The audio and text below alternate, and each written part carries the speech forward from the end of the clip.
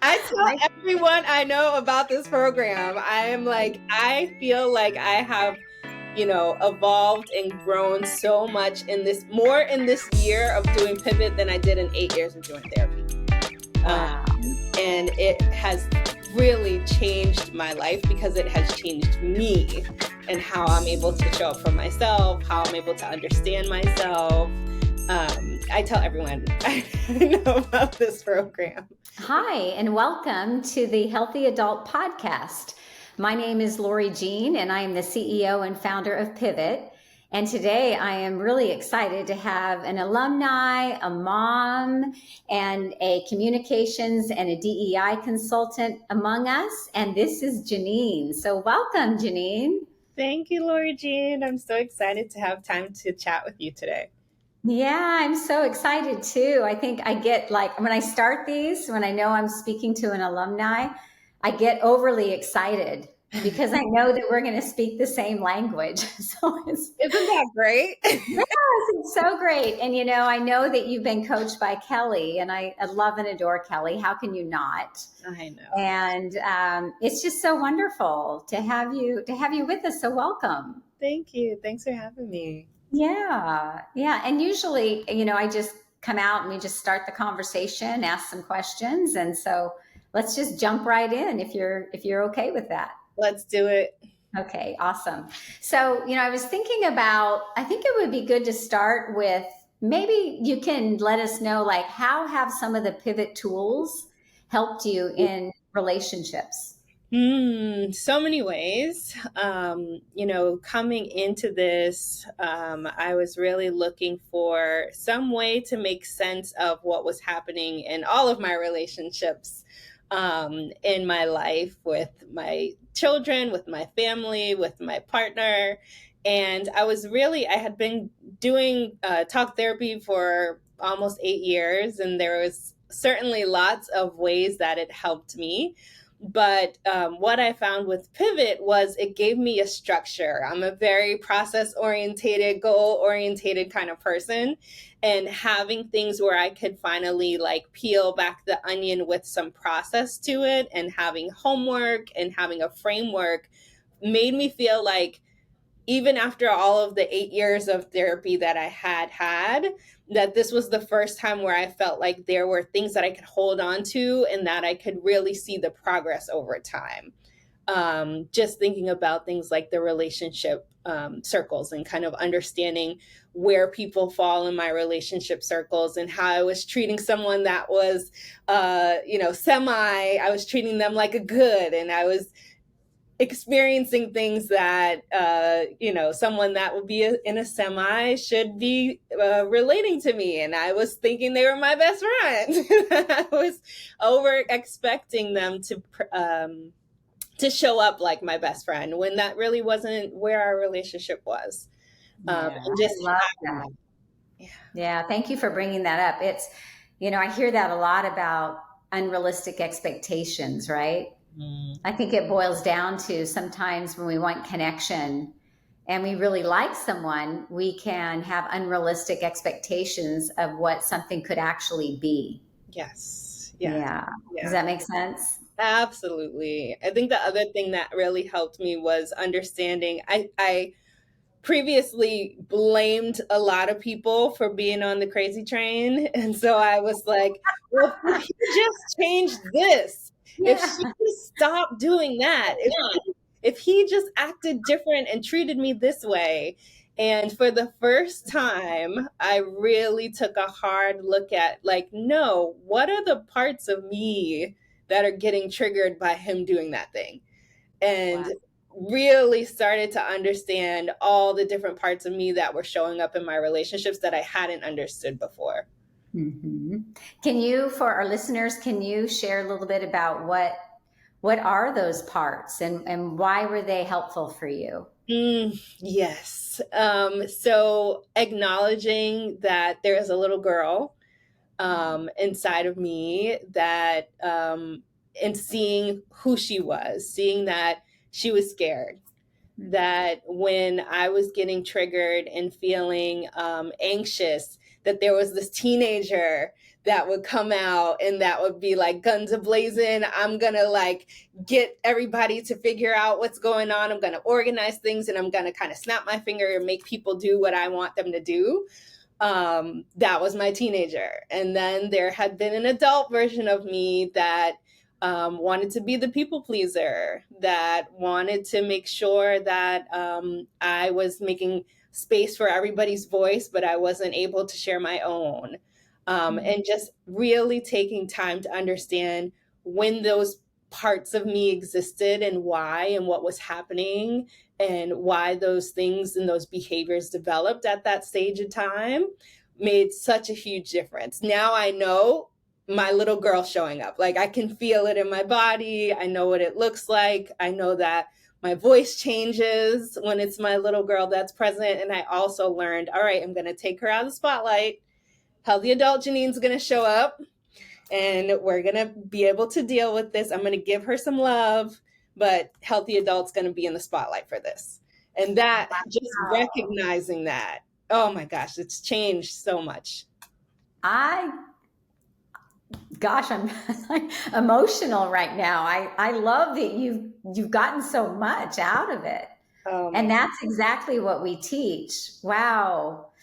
It's amazing. I love that you really get it. And are you sure we didn't grow up in the same household? It's almost like you were describing my parts. I'm like, I know the guns a-blazing, and I know that sensitive little one that needs to have protection. And oh wow, beautifully said. I just didn't know how to identify that in myself before. And I didn't know how to identify it. Now that I know when it shows up, I know how to pivot to something else. I know that like little girl, my little girl's called Nini. When Nini shows up, that means that like something is really making, like this situation is really triggering my like sadness, or it's really triggering a part of me that didn't have the tools to be able to deal with what was happening. And I need to find a way to like soothe her in this moment and give her love, but she can't be in control. Yeah, that's exactly right. That's exactly right. Sometimes when I try to describe pivot, it's hard, and it sounds like we're trying to give people multiple personalities. And until people have gone through the process and really understood themselves and allow it to make sense of their storyline, I think that's where the magic happens. Oh, you yeah. know, that's where the magic happens. And it's hard to describe it. It's hard to describe it. I mean, I'm so grateful for the therapy I did for so many years. And it would be interesting because my parts weren't being understood because I wasn't able to speak about them because I didn't understand them. I didn't even know what developmental psychology was. I would go in one week with, angry that so-and-so hurt me and that guy did this and that guy did that. And the next week my inner child would be in there going, but I don't understand why they didn't want me as a friend. It's just like, and I don't mean that like making fun of anyone or myself, but it's just the reality was those parts were so different that until I understood them, I couldn't show up for change. So, wow. So well put. Well put. Yeah. I'm curious, did you find that it helped you in your professional life? In so many ways that I didn't expect it to. So even with my business partners, when I was working with clients, I was able to see that even it doesn't matter if it's a personal relationship or a professional relationship, there were still triggers happening for me. There were still times where maybe I was unsure of something with a client, or I was unsure of how to address something with a business partner. And my little girl would show up and I'd shut down. Wow. And this is in a business setting. And had I not... You could feel it. Oh yeah, I could feel it. And I could see the things like the words that I was using was also a part of me that was like, okay, that's my little girl. Like the words that I'm using, the way I'm shutting down right now, I'm not being responsive. Like that's me being avoidant, and I can feel that right now. And so how do I get myself back? Like I need to be present I need to respond to this client. I can't sit here and shut down. So I was able to notice those things and then show up differently when it was happening in the moment. I think that was the big change, was like in the moment, because I was aware of these patterns and I was aware of these parts of myself, that I can show up different in the moment. I didn't have to end the call and feel horrible because I just lost the sale because I couldn't talk to this person about something really challenging because my little girl was showing up. No, I was able to stay present in the moment, and that's made a big difference. Wow. Well put. Well put. Yeah, that's amazing. What else do you find has helped you? Like, has there been, how, actually, let me rewind here first. How long have you worked with Kelly? Oh, over a year. So did you do one of our 5-day retreats, or did you just sign up for Zoom coaching? I did the Zoom coaching, and then I did a 2-day retreat with Kelly. So I A had personalized pivot. a personalized pivot. Yes. Oh, wow. That's amazing. And That's that amazing. was, it was very different than the Zoom. So over Zoom, we go through a module, we talk about it, we do kind of the exercises and learn a lot. But being with her in person, and running the bases together, that was, I've never experienced anything like that in my life. And I feel like I grew just from those 2 days, in a better understanding and having like more compassion, for myself, Mhm. than I had, when we were doing the Zoom, experience. It was different to be in person and to do those exercises. Yeah, yeah. I love that we offer those options. And a lot of people that do Zoom and create a relationship with a coach will often pivot to wanting to do something in person. Yeah, it's so interesting to have somebody witness the energy, because so much of what we do is really about energy, which you probably found when you did the attach work, right? The Oh, anxious, avoidant, ambivalent, secure. yes. And I've Yeah. heard of that, like those things before. So I knew that I had anxiety. I knew Mhm. that from 8 years of having talk therapy and working with a therapist, working with different therapists, I knew that I had anxiety. Mhm. But what I didn't understand was that I had these other things that were going on as well. That it wasn't just I was an anxious person all the time. I was an anxious person, and I could be avoidant depending on the situation and what part of me was showing up, and I can be ambivalent. And I just knew that, like, oh, I have anxiety. But I got to understand the breadth of all of those, different things that show up in one person. I love that. Yeah. I mean, I don't love that you have to experience that. I love that you got that for yourself and have some tools now that can effectively really, really help you.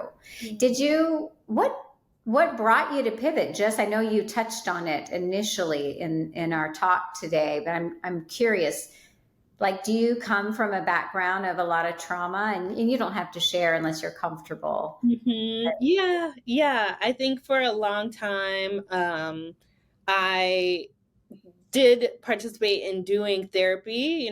Therapy wasn't something that a lot of people around me were doing, but I was pregnant with my second son, and I was not myself. I didn't feel okay.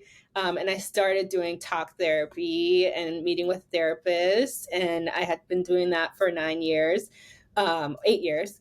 And then I got to a point where there were some major changes happening in my life and in my relationships. We were going through a separation with my son's father. And so our family was going through a lot.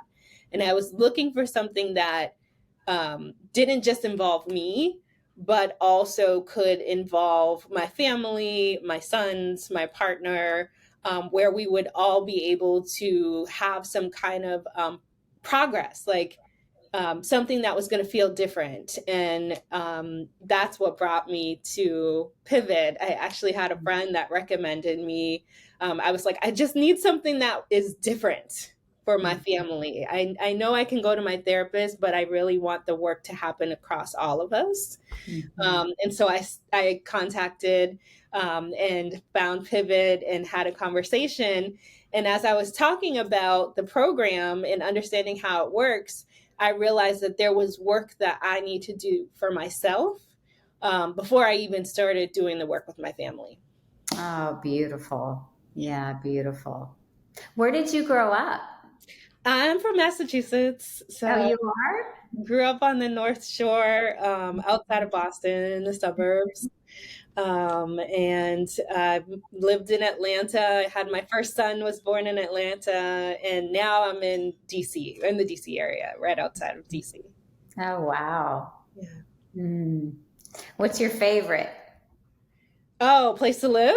Mm-hmm. Oh, well, probably where I am in DC now. I think Boston is cold and the people are cold.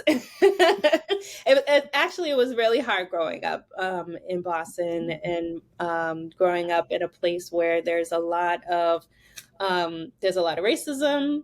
There's a lot of different types of kind of classism and different things happening where there's a lot of separation and othering in the city.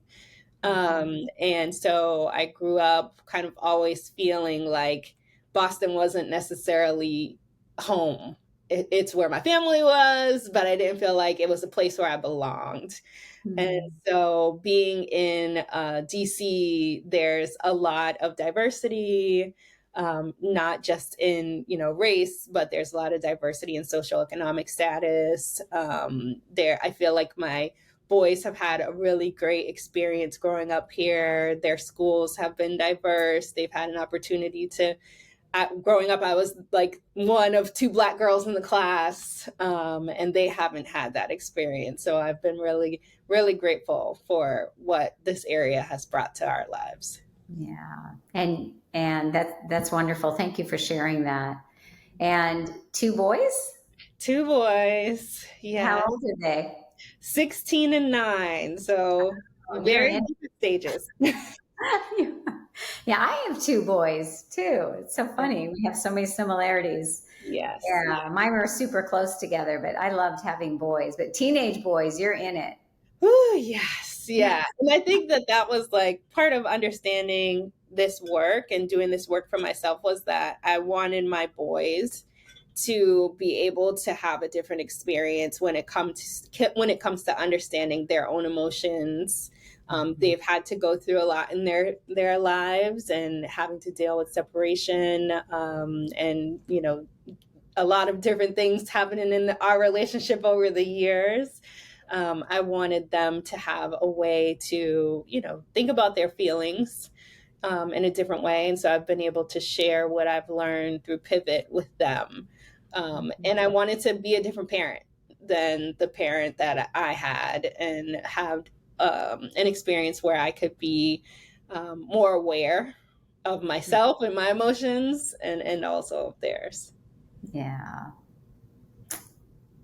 that's really well put too. You're just like you're like a pivot queen. I tell I, everyone I know about this program. I feel like I have, evolved and grown so much more in this year of doing Pivot than I did in 8 years of doing therapy. Um, wow. and it has really changed my life because it has changed me and how I'm able to show up for myself, how I'm able to understand myself. I tell everyone I know about this program. I think I've I had love I love that growth mindset, that learning mindset that you have. It's thank you. probably really serves you well in what you do with your consulting business too. Thank You you. know, it's really beautiful. I'm seeing the art behind you. Is that your art? It is. So Snap! I this have a feeling. this is a painting that I made after my 2 day with Kelly. Ah, Um, it was intense. I don't know if this reflects that, but oh, it looks like those reddish colored clouds. They look like your parts, and then the big sun is like your healthy adult. oh, thank you. I didn't even see that. Yes, I can see that now. I mean, Yeah. that 2 days was so powerful. I felt like I had lifted a whole load off my back after that experience. And the first thing I wanted to do, I love painting, it brings me joy. Right after she left, I was like, let me find a paint and sip class so I can go paint. And that's what came out of it. So, yeah. Oh, it's beautiful. Thank It's beautiful. you. Yeah, I noticed that while you were talking. I'm like, oh, she's got an artist in her, and I'm like, oh, I think that might be the art. I do. I do. It's if I could do anything all day long, it would be paint. Oh, that's beautiful. Yeah, gosh, at our 5-day intensive, we have a night where people paint.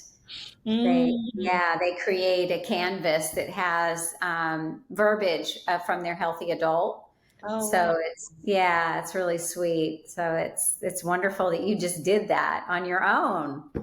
I needed to get it out. I Mhm. Yeah. needed to get it out. It was like, a lot of talking, a lot of crying, a lot of feeling, um, and a lot of healing in those 2 days. I mean, there's things that I hadn't said out loud to myself, let alone to picture, someone, a loved one, sitting there and saying those things to them. It was a great release Mhm. and a way for me to understand myself a lot better. Yeah. Do you find, because I always talk about, this isn't a straight line and life Mhm. happens, right? Oh, It yeah. happens. And we have to sometimes, I love that we can be aware of what's happening. And the truth is that we're emotional beings at times, and some of us more than others, or some people might just want to not deal with it and hide again, and because it's not a straight line and we can fall back into those pockets. Like, what do you find is helpful when that happens? Because it's not about perfection Yeah. at all. It's not. It hasn't been perfection, period. I mean, a lot of this is really hard to face yourself, to face the reality of your relationships and the people in your life, and, to know, okay, that person has never been a good for me. And I need to start treating them differently because I understand that now. It's very hard. And this, going through this framework, there are different modules, but sometimes I had to stay weeks on one module because there were parts of it that I still needed to like peel more of the onion back on. And I just had a session last week where it was like my little girl was taking over the whole session. And she, I needed, she needed to be heard. She needed to be heard, and I couldn't get her out of the spotlight. And I had that moment like, this is not something where it's like I'm fixed. I'm not fixed. I've done the modules and I've learned a lot about myself, and I've started to heal, but it started to. There's so much more that I can learn, and so many things that I can, I make a lot of mistakes like every day. And it's just reminding myself of going back to use those tools when those moments happen. Like, life has been crazy over the past year. Just because I was doing pivot doesn't mean that I've had things blow up and I wasn't, I could just bounce back from it. No, I've had things blow up in my life, and I've had some really hard moments during this whole process. But it's the tool. Thank you for sharing that and making it real, because I talk about that all the time. It's just so important, right? It's so important that we remember that. And just, I know I'm just getting to know you now, right? It's just I do want to invite you to really know there's nothing you need to fix Mm.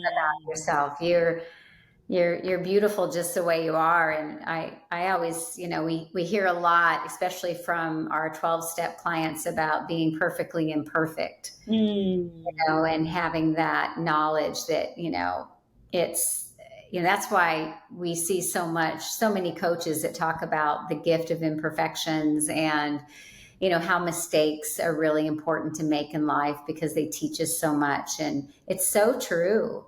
It is. It's so true. It's really, really important to know that, That's that it's not a straight line. And wow, uh, I applaud you for knowing to get on the call and knowing that you're in your child state and needing to vent and talk about what that's like, because she needs a voice sometimes. And that's the whole thing. I had a call the other day from a client. I was on my way to the glass house, and this guy called, and he's like, LJ, I'm in my teen, and I can't even repeat it all because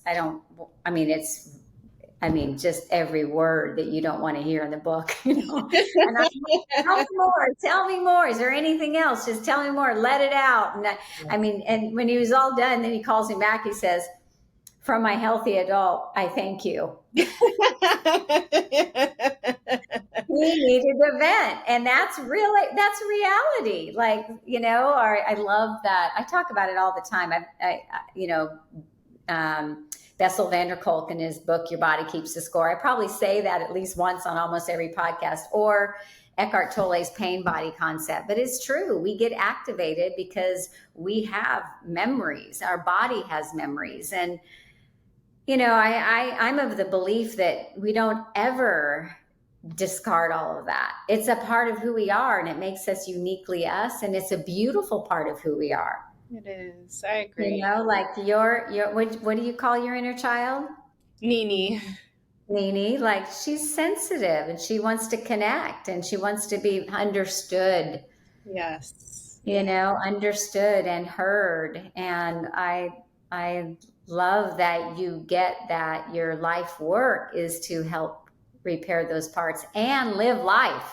Yes, that's the other part about it. Like I have two boys, and they challenge my parts, especially with the teenager. Like my teen comes out quite a bit with my son, but it's like we need to live. We need to get up every day and do the things that we need to do together as a family.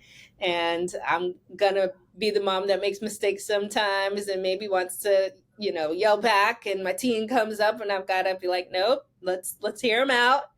But we're living through this and growing at the same time. And there's joy, and there's, being present and feeling like now I can be in my body, and I can understand that when I have that little girl come up, my stomach kind of rumbles, and I have those cues now because I'm present and living in my life right now. I'm not avoiding, I'm not trying to hide, I'm not trying to sweep things under the rug. I'm like living actively. Yeah. Thank you. Yeah, thank you. Well, is there anything else you think you'd like to talk about, or any current events that you find like Pivot is helping you with? Or it doesn't even have to be about Pivot, I'm more curious about all the other things, like the artist in you, the mom in you. Oh, wow. I don't know. I mean, I think part of what you said about there's nothing to fix has been something that I've been trying to learn in the work that I do, because I do DEI work, and a lot of it is, organizations wanting to fix their culture. Yeah. Explain to our listeners, they might not know what you mean by DEI. Yeah. So I do, I go into organizations and I help them with cultural transformation. And so typically that's focused on diversity, equity, and inclusion. And I feel like the industry has changed a lot. So when I first started doing this, I was kind of doing it inside of organizations when I worked in my career in media. But then I decided during, the racial reckoning of kind of 2020 and George Floyd's murder that I wanted to do this for a living. Like I had a passion for doing this work and creating organizations that my son could go into when he is in his career, and he wouldn't have to deal with the same things that I experienced in mine. That he would get the raise that he deserved, that he'd be able to be heard in a meeting. And so it became a real passion of mine to work with organizations and doing this work. But the industry's changed a lot. And since, 2 years, it's kind of DEI sort of turned into a bad word in some ways. And all of the work that people were doing, they kind of got burnt out. And people Can you doing, say more about bad word, like we're doing it wrong, or? yeah, I mean, people were just like, I don't want to have another DEI workshop. I already did the unconscious bias training. I don't want to talk about, this or that in the workplace anymore, or trauma that's happened. And I think it's been on both sides too. I think as a consultant doing the work, there were times where I felt burnt out too, because change you couldn't really see the change happening, I guess. You don't really know if someone left that meeting feeling different about how they see their coworkers or not. And so it's been Do you think people were kind of afraid to have mm, a deeper conversation? I think they were having them, and then when they had them, the things around those conversations didn't change. So Oh, they were open, and they kind of mhm, opened up these wounds in these safe spaces, and then they went back to their work, and the policies and practices were the same. When now mhm, someone has shared something very intimate, or something that may be scary, or they said the wrong thing in this meeting, and they might have microaggressions now because of it, or they might be labeled because of what they said in the meetings. And so I felt like there sometimes, this work is very new and the industry is very new.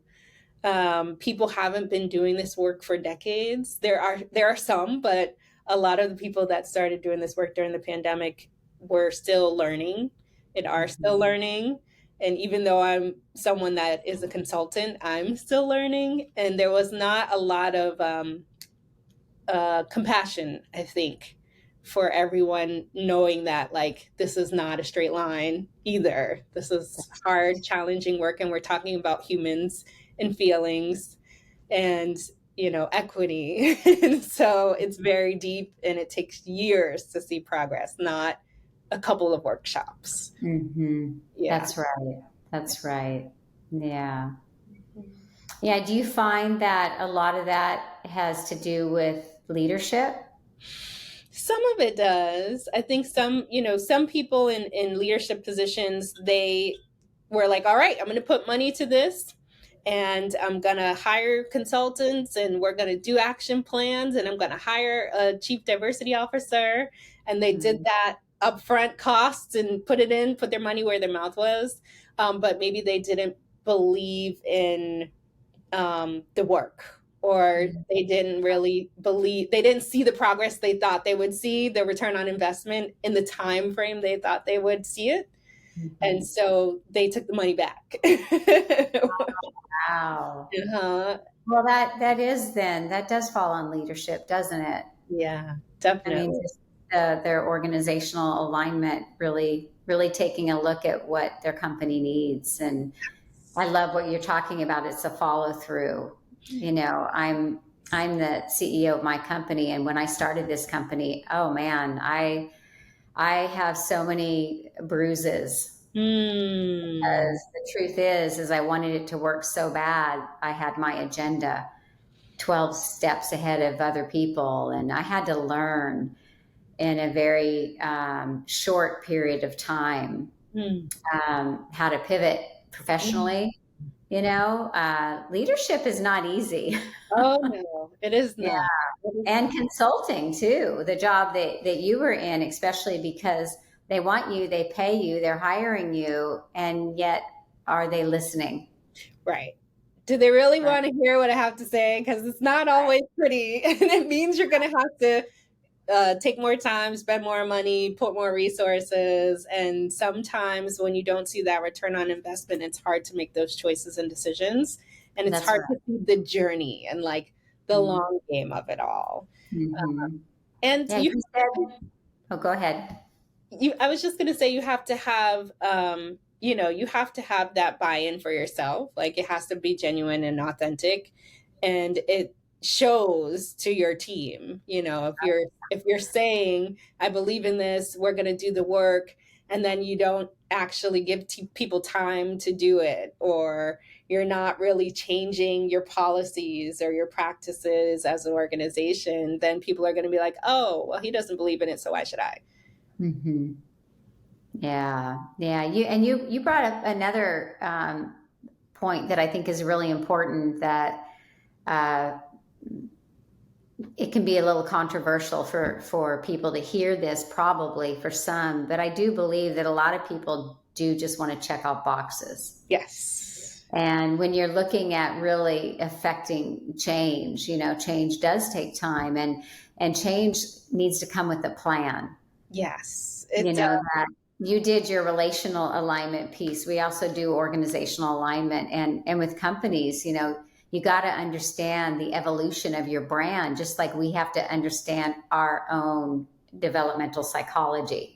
Yes. And so we can get clear on where we're going and the direction we're going in. And and that's you got to have the right funding, got to have the right, get the kind of people surrounded or around you, Yep. that can be super effective to take that journey with you. And sometimes that journey is slow. It is, especially when you're talking about things that have been in place for like systems are in place for years and decades, and you're thinking of things that have been the same way for so long. It's That's going to right. take so much time and uh, understanding, Mm-hmm. and you can't. I think people thought about things like diversity in that way of like, well, we're going to fix it. We're going to check the boxes and we're going to fix it, and everything will be good a year from now after we do all these things. And instead, it is very much like, no, we have to heal the whole person. We have to heal the whole organization. We have to do things like, let's become better listeners. Mm-hmm. Like, it's not even diversity. Let's be better listeners. Let's Yeah. be better coaches of our direct reports. Let's Mm-hmm. be more compassionate to our colleagues that are parents Mm-hmm. and that maybe can't be on back-to-back Zoom calls. Like Mm-hmm. that is diversity, equity, and inclusion work. Yes, yes. The other piece that I'm sure you run up against is when this whole concept of resilience. Like some people think that resilience is really just they got to take it. Oh, That having true resiliency is just so different. That's a whole nother conversation. But I see that a lot. And the other thing that's coming to mind is I have a coworker that talks a lot about fit and skill. His name is Fernando. He's Puerto Rican. He's a real smart, bright, has an MBA. And when he first said fit and skill, I'm like, wait, what? Go back. Say more. And, you can have skill. People can be taught skill, but not everybody is the right fit for the right job. And I think oftentimes when you get into a workplace, and I've done work with companies in my coaching career, and I see that a lot and I think about that now. I can't help myself. Is it because they're skilled or they're the right fit or both?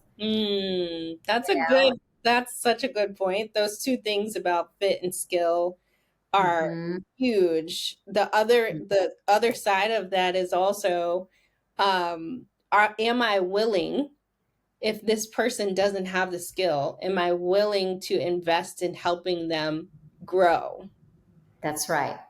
And I feel That's like right. people forget that part of it. They're like, well, nope, he doesn't have the skill and he doesn't seem like the right fit for that job. So let me try to talk to him about what his strengths are. maybe he's not a right fit for that job, but he has something that could help this company. Let me coach him. Let me spend time with trying to understand him and who he is and what his skills, his strengths are, so that I can find the right title and role in this organization, or I can help him invest in figuring out that he needs to be in this field instead, and help him make connections to, network in that field where I can help him grow. Like, the growing is the part that matters the most. That's right.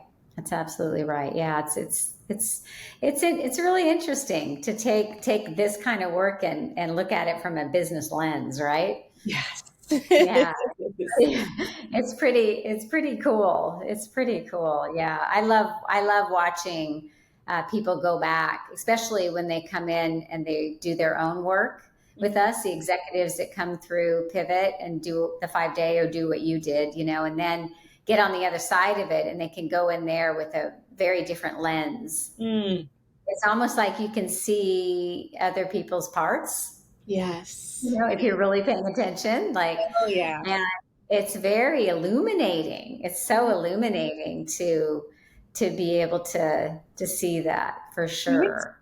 It makes you become more curious, I think. I've been more curious with people now that I've had this experience of understanding parts and understanding, circles, relationship circles, and boundaries better. And I'm more curious when I see something happening with someone else to ask them, like, what's happening with you right now? Like, what's coming up? What are you feeling? Like, what's going on? Instead of before, where I would have just reacted and like flew off the handle and cursed them out or whatever it was.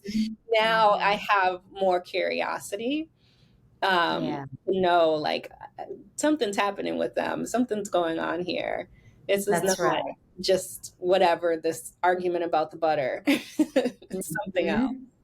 That's right. And when we can do that, when we can pivot to curiosity, that's the kind of resiliency that is necessary, and not to personalize, it for ourselves. Like, to really, I know Brene Brown was the first one that I really resonated with, her whole philosophy around getting curious. And then I got real curious about what she was meaning by getting curious. Right. And wow, I've found that to be so powerful. And I know for myself that it's hard to do sometimes when you're hurt. It's hard to do when you're hurt. And when I told you about that, when I first started building Pivot, that was probably my part of what didn't work initially. I had to really learn to not personalize and internalize other people's work and environments. Like, it wasn't about me. I had to really learn how to, as Brene says, rise strong and get curious. Yes. And that was so helpful. And that took a minute.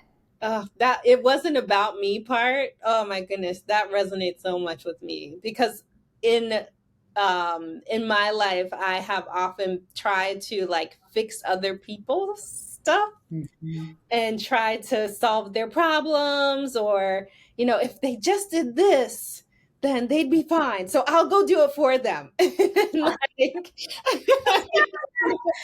they get mad at you for doing it, and then you're controlling. So I bet you in your adult self, your challenged adult, you probably had controlling. Oh, yes. That was like the label from everyone in my life. And I'm like, but I'm only trying to help people. I'm only trying to help you. I can see how this could be solved, and I'm trying to do it for you. And I thought that was compassionate. Like, I thought I was being compassionate because I could see someone suffering. It was very clear to me. And I can also see, like, oh, it's just this easy. It's just this, solve it this way. And it felt like compassion to me, but it wasn't. It was like taking away other people's journey. That's right. Yeah, I traded my codependency for wanting connection. Yes. Not realizing that that's what I was doing, know? Yeah. Really. That tendency is tough to break. Yeah. If you remember, I'm sure you will remember, because you have a sharp mind. remember to ask yourself, okay, am I internalizing or personalizing? That's Yes. so helpful. That's a great repair for me Yeah. for my adult. Am Yes. I internalizing or am I personalizing? Like thinking they're personally out doing something to me, Right. or I'm internalizing it like I've got to take this all in and I have to figure it out and then I have to go fix it. Right. Yep. So those two things are really helpful tools for my adults. So you can have them. Thank you. I will use those. Tool. I will take those happily. It's so funny because I forget, I think it's Joe Dispenza when he talks about you are not your thoughts. And, he's the big meditator and I like his stuff. And, but sometimes I can't it doesn't happen that fast.